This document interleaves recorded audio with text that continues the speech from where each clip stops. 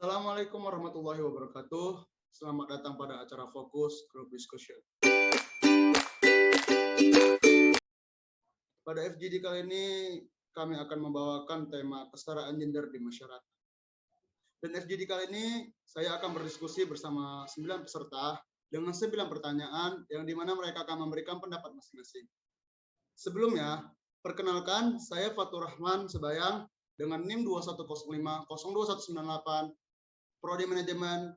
Saya di sini sebagai moderator. Baiklah, berikutnya perkenalan peserta.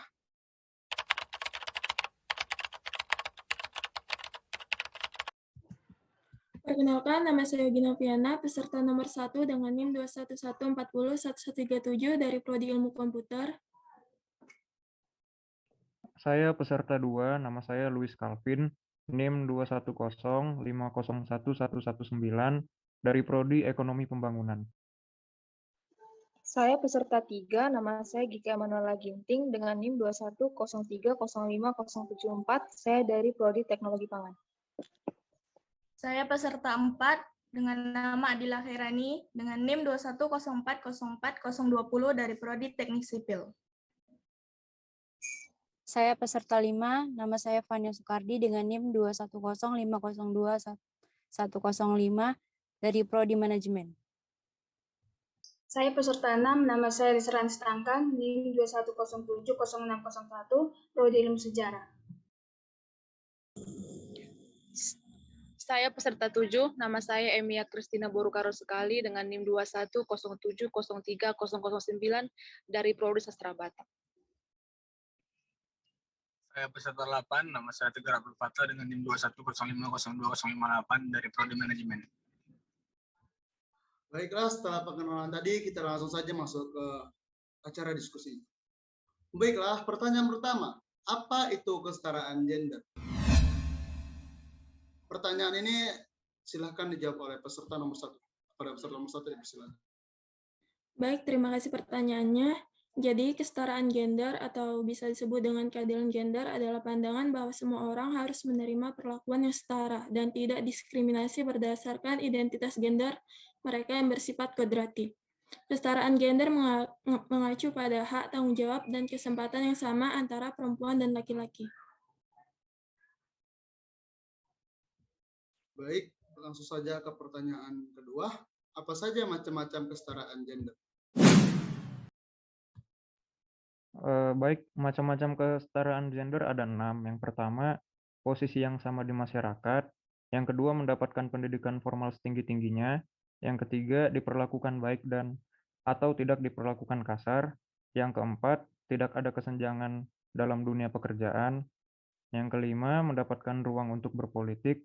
Yang terakhir, mendapatkan hak hukum kepemilikan yang sama. Sekian.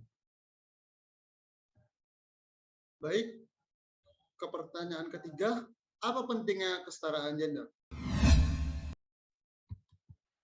Baik, terima kasih untuk pertanyaannya.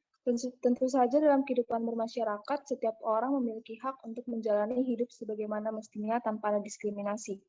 Keadaan ini dapat dicapai jika semua individu dianggap setara. Kesetaraan gender sendiri dapat menciptakan perdamaian, di mana saat terjadi keseimbangan antara kedua gender, maka semua hal bisa dilakukan oleh kedua belah pihak dengan rasa tenang dan nyaman. Dan tidak adanya perbedaan yang signifikan ini akan lebih mudah bagi perempuan maupun laki-laki untuk berdamai dan merasa adil. Maka dari itu, pentingnya kesetaraan gender untuk menjunjung persamaan hak sebagai manusia antara perempuan dan laki-laki, dan juga agar hilangnya segala bentuk diskriminasi, kekerasan, serta pelecehan yang sering dialami perempuan. Baik, ke pertanyaan keempat, yaitu bagaimana kondisi kesetaraan gender di Indonesia? Baik, terima kasih. Jadi kesetaraan gender di Indonesia masih sangatlah rendah. Hal ini tercermin dari Indeks Kesetaraan Gender yang dirilis oleh Badan Program Pembangunan PBB atau UNDP. Indonesia berada pada peringkat 103 dari 162 negara atau terendah ketiga ke ASEAN. Adapun mengacu data lain, seperti Indeks Pembangunan Gender, di Indonesia per 2018 berada di angka 90,99. Kemudian Indeks Pemberdayaan Gender berada pada angka 72,1. Terima kasih.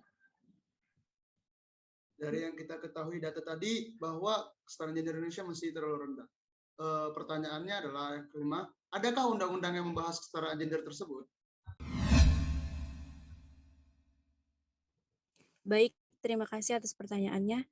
Instrumen hukum Indonesia yang melandasi perwujudan persamaan dan keadilan untuk perempuan dalam kehidupan berbangsa dan bernegara, yaitu yang pertama, Undang-Undang Dasar Negara Republik Indonesia tahun 1945, yang kedua, Undang-Undang Nomor 68 tahun 1958 tentang pengesahan konvensi mengenai hak-hak politik perempuan.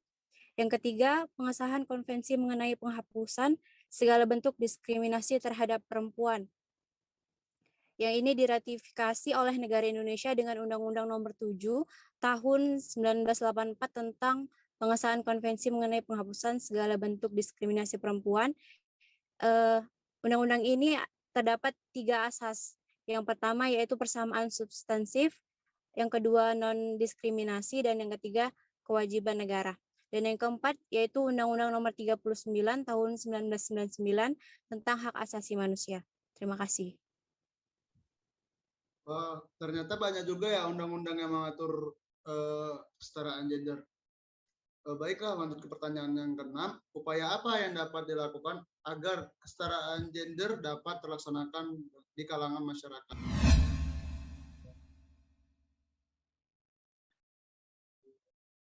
Oke, baik. Terima kasih atas pertanyaannya. Upaya yang dapat dilakukan agar kesetaraan gender dapat terlaksana yaitu yang pertama, memberi kesempatan yang sama antara laki-laki dan perempuan seperti dalam pendidikan, pekerjaan, dan pelayanan dalam masyarakat. 2. Mengakhiri diskriminasi dan menghilangkan segala bentuk kekerasan terhadap perempuan. 4. Mencegah pernikahan dini. 5. Peningkatan kualitas sumber daya manusia pada perempuan agar dapat bersaing dan siap berkompetensi tanpa adanya hambatan. Terima kasih. Baik, tadi itulah upayanya. Tapi kan setiap upaya pasti memiliki faktor penghambat. Apa faktor penghambat dari kesetaraan gender? Ya, baik. Faktor penghambat kesetaraan gender ada 2. Yang pertama, adanya proses subordinasi, yaitu meletakkan perempuan di bawah supremasi lelaki. Perempuan harus tunduk kepada sesama manusia, yakni kaum lelaki. Pemimpin atau imamnya hanya sebatas dipegang oleh lelaki. Perempuan hanya boleh menjadi makmum saja. Perempuan boleh sama menjadi pemimpin, tetapi hanya terbatas pada kaumnya saja. Dan yang kedua, adanya marginalisasi perempuan, yaitu perempuan cenderung dimarginalkan, yaitu diletakkan di pinggir. Dalam rumah tangga, perempuan adalah konco wingking di dapur. Dalam kegiatan masyarakat, perempuan paling tinggi hanya menjadi seksi konsumsi atau penerima tamu.